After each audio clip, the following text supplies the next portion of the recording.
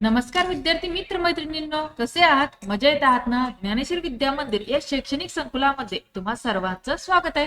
विद्यार्थी मित्रांनो, तुम्ही आपल्या ज्ञानेश्वर विद्या मंदिर व स्वामी समर्थ ई लर्निंग या युट्यूब चॅनल्सला सबस्क्राईब केले का?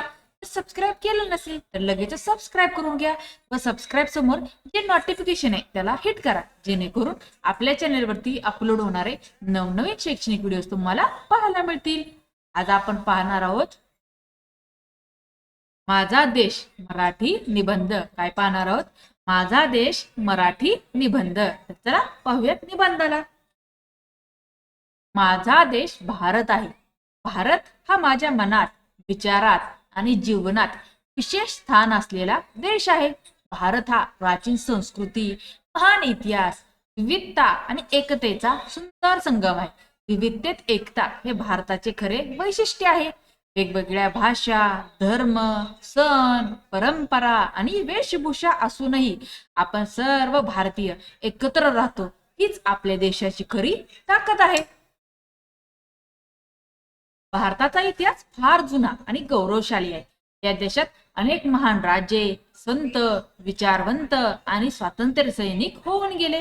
छत्रपती शिवाजी महाराज, महात्मा गांधी, डॉक्टर बाबासाहेब आंबेडकर, पंडित जवाहरलाल नेहरू, सुभाषचंद्र बोस अशा अनेक महान व्यक्तींनी देशासाठी आपले जीवन अर्पण केले. त्यांच्या त्यागामुळेच आज आपल्याला स्वातंत्र्य लाभले आहे. 15 ऑगस्ट 1947 हा दिवस भारतीयांसाठी खूप महत्वाचा आहे. त्या दिवशी भारत ब्रिटिशांच्या गुलामगिरीतून मुक्त झाला. भारत हा लोकशाही देश आहे. येथे लोकांनी निवडून दिलेले सरकार देश चालवते. प्रत्येक नागरिकाला बोलण्याचे, विचार मांडण्याचे आणि समानतेचे हक्क आहेत. भारताचे संविधान हे जगातील सर्वात मोठे लिखित संविधान आहे. संविधानाने सर्व नागरिकांना समान अधिकार दिले आहेत, मग तो श्रीमंत असो वा गरीब, स्त्री असो वा पुरुष. त्यामुळे भारत हा समानतेवर विश्वास ठेवणारा देश आहे.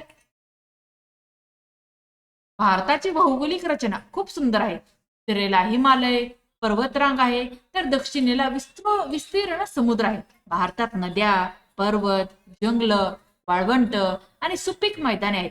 गंगा, यमुना, गोदावरी, कृष्णा, नर्मदा या नद्या आपल्या देशाचे जीवन आहेत. या नद्यांमुळे शेती फुलली आहे. भारत हा शेतीप्रधान देश आहे. अनेक लोक शेतीवर अवलंबून आहेत. शेतकरी आपल्या कष्टाने अन्न पिकवतात आणि देशाचे पोट भरतात. भारतामध्ये अनेक भाषा बोलल्या जातात.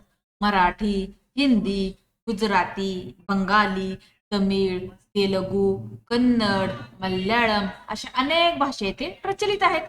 प्रत्येक भाषेचे स्वतःचे सौंदर्य आहे. वेगवेगळ्या भाषा असूनही आपण एकमेकांचा आदर करतो आणि प्रेमाने राहतो. हीच भारताची खरी ओळख आहे. भारताचे सण उत्सव खूप रंगीबेरंगी असतात.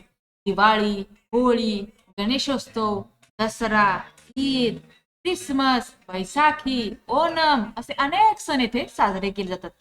सणांमुळे लोकांमध्ये आनंद, एकता आणि आपुलकी वाढते. सर्व धर्मांचे लोक एकमेकांचे सण साजरे करतात. ही गोष्ट भारताला इतर देशांपेक्षा वेगळे बनवते. भारताच्या संस्कृतीला खूप महत्व आहे. येथे आदर, प्रेम, सहकार्य आणि कुटुंब व्यवस्था यांना मोठे स्थान आहे. मोठ्यांचा आदर करणे, लहानांवर प्रेम करणे, पाहुण्यांचे स्वागत करणे ही आपली परंपरा आहे. अतिथी देवो भव ही भावना आपल्या संस्कृतीत खोलवर रुजलेली आहे. आजचा भारत वेगाने प्रगती करत आहे. विज्ञान, तंत्रज्ञान, शिक्षण, आरोग्य आणि अंतराळ क्षेत्रात भारताने मोठी प्रगती केली आहे. इस्रोने अंतराळात अनेक यशस्वी मोहिमा केल्या आहेत. शिक्षणामुळे तरुण पिढी सक्षम होत आहे. आजचे तरुण देशाचे भविष्य आहेत. त्यांनी प्रामाणिकपणा, मेहनत आणि देशप्रेमाने काम केले तर भारत नक्कीच अधिक प्रगत बनेल. माझा देश मला खूप प्रिय आहे. मला भारतीय असल्याचा अभिमान वाटतो. देशाचे नियम पाळणे, स्वच्छता राखणे, एकमेकांचा आदर करणे आणि देशासाठी काहीतरी चांगले करणे ही प्रत्येक नागरिकाची जबाबदारी आहे. आपण सर्वांनी मिळून देशाच्या विकासासाठी काम केले पाहिजे. शेवटी एवढेच म्हणेन की भारत हा माझा देश नाही तर माझे घर आहे. या देशाने मला ओळख दिली, संस्कार दिले आणि स्वप्ने पाहायला शिकवली.